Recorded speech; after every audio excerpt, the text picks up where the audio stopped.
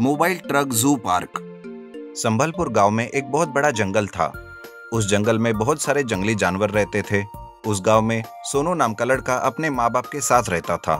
सोनू को जंगल सफारी और जंगली जानवरों से बड़ा प्यार था। वो हमेशा जंगल सफारी करने जाता था। एक दिन सोनू पिताजी से कहता है, पिताजी चलिए आज मैं आपको जंगल सफारी करा के लाता हूँ। नहीं सोनू नहीं, मुझे नहीं आना उस जंगल में। सुना है बहुत बड़े बड़े जानवर रहते हैं उस जंगल में। पिताजी बड़े हैं तो क्या हुआ, अगर हम उन्हें परेशान नहीं करेंगे तो वो भी हमें कोई तकलीफ नहीं देंगे। ठीक है, तुम कहते हो तो चलता हूँ मैं तुम्हारे साथ। ऐसा कहकर दोनों भी जंगल सफारी के लिए निकलते हैं। तभी घने जंगल में जाते ही उन्हें कुछ जानवर घायल हालत में दिखाई देते हैं। सोनू उन्हें देखकर कहता है, अरे पिताजी वो देखिए, इतने सारे जंगली जानवर एक साथ घायल पड़े हुए हैं। हमें जल्दी उनकी मदद करनी चाहिए। लेकिन बेटा सोनू, वो तो जंगली जानवर है, खा गए तो? पिताजी आप मत डरिए, मैं हूं ना, चलिए मेरे साथ। ऐसा कहकर सोनू एक शेर की तरफ जाता है और पिताजी डरते हुए सोनू के पीछे पीछे जाते हैं। वो देखता है कि शेर बेहोश पड़ा हुआ है और अपने साथ लाए हुए एक बड़े से ट्रक में रखते हैं और धीरे धीरे करके सारे जानवरों को वो ट्रक में रख देते हैं और उन्हें बांधकर जल्दी से उन्हें अस्पताल ले जाने लगते हैं।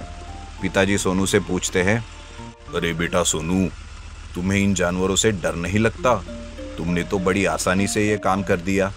पिताजी ये जंगल है और ये मेरा दूसरा घर है, ये सब जानवर मुझे पहचानते हैं। ऐसी बातें करते करते ट्रक एक चौक में रुकता है और एक बच्चा ट्रक में बांधकर रखे हुए जानवरों को देखने लगता है। वो अपनी माँ से कहता है, माँ वो देखो, ट्रक में जू है। देखो माँ, उस ट्रक में जू है और वहाँ एक शेर भी है। सोनू के पिताजी उस बच्चे की बात सुनकर उसे कहते हैं, अरे बच्चा, ये कोई ट्रक जू नहीं है, वो तो हम इन जानवरों को अस्पताल लेकर जा रहे हैं। नहीं अंकल, ये ट्रक जू ही है, इतने सारे जानवर है, मुझे पूरा पता है।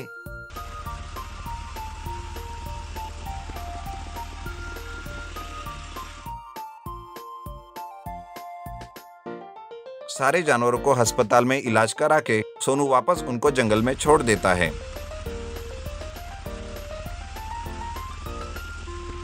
कुछ ही दिनों के बाद धूप काला चालू होता है और इतनी तेज धूप रहती है कि पानी की एक बूंद भी जमीन पे गिरते गिरते भाप बन जाती है।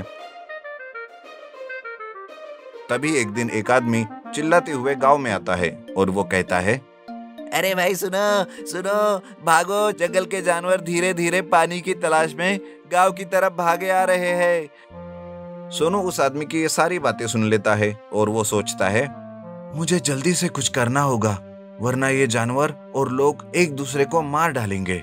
सोनू ये सोचता ही रहता है कि आखिर कैसे इन सब जानवरों को बचाया जाए। तभी उसे उस बच्चे की याद आती है जो बच्चा ट्रक जू कह रहा था। ये सोचकर वो अपना बड़ा वाला ट्रक निकालता है और उसमें अलग अलग पिंजरे लगाता है। सारे पिंजरों में अलग अलग जानवरों को वो रखता है और उस दिन से रोज जानवरों को खिलाता पिलाता है। लेकिन उनका खर्चा सोनू पर बहुत ज्यादा पड़ता है।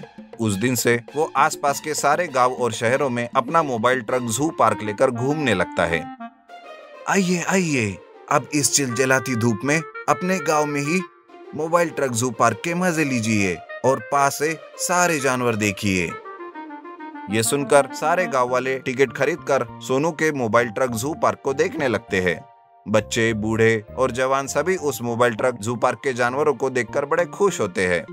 दो मित्र हाथी और खरगोश। एक जंगल में नंदू नाम का एक हाथी रहता था और चिंटू खरगोश उसका दोस्त था। दोनों बहुत पक्के मित्र थे। वो जंगल में एक साथ घुमा करते थे।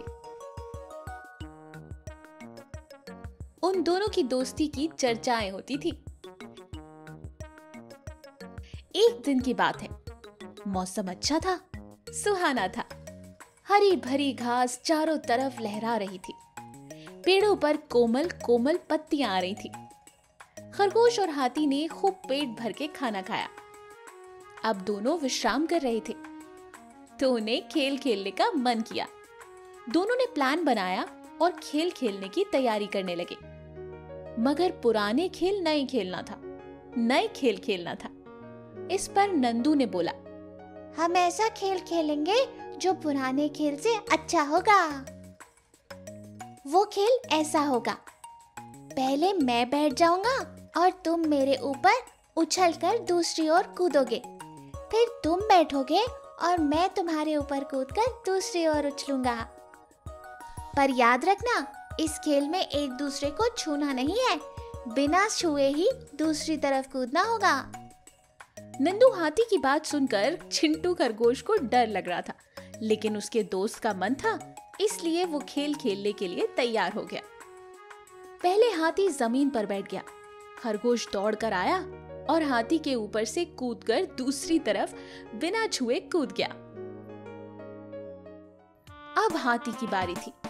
खरगोश नीचे बैठा, मगर डर के मारे वो सोच रहा था कि कहीं मेरे ऊपर हाथी कूद गया तो मेरा तो कचुम्बर ही निकल जाएगा, मेरे तो प्राण निकल जाएंगे।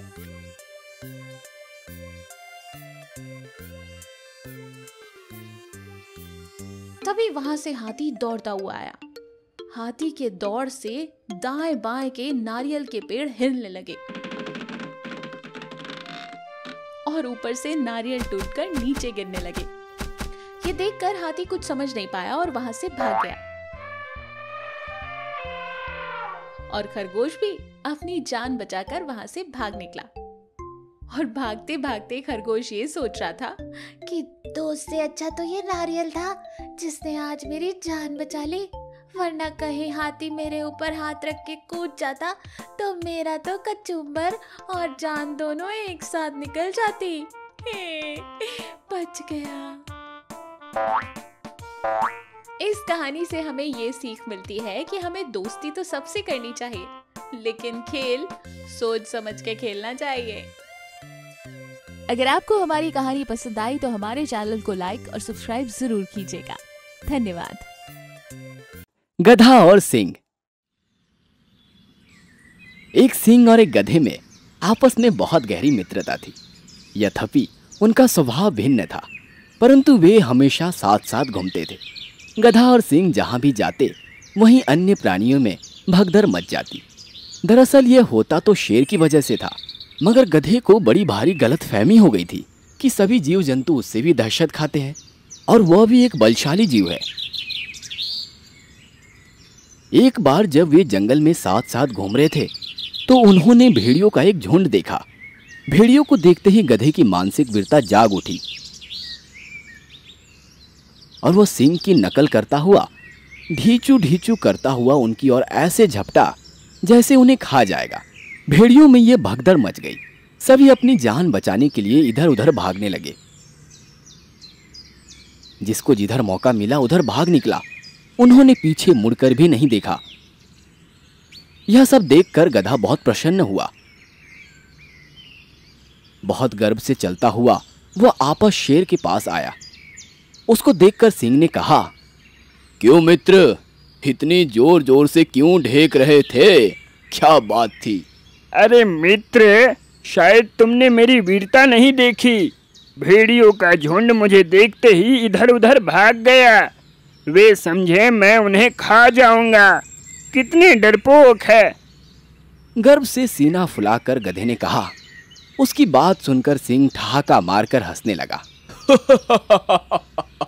ओ, तो ये कारण है जो तुम इतने प्रसन्न हो। अरे तुम मेरे मित्र हो, इसमें कोई संदेह नहीं। फिर भी तुम्हें यह बात याद रखनी चाहिए कि तुम एक गधे हो, सिंह नहीं। भेड़िए तुम्हारे डर से नहीं बल्कि इसलिए भाग गए क्योंकि मैं तुम्हारे साथ था।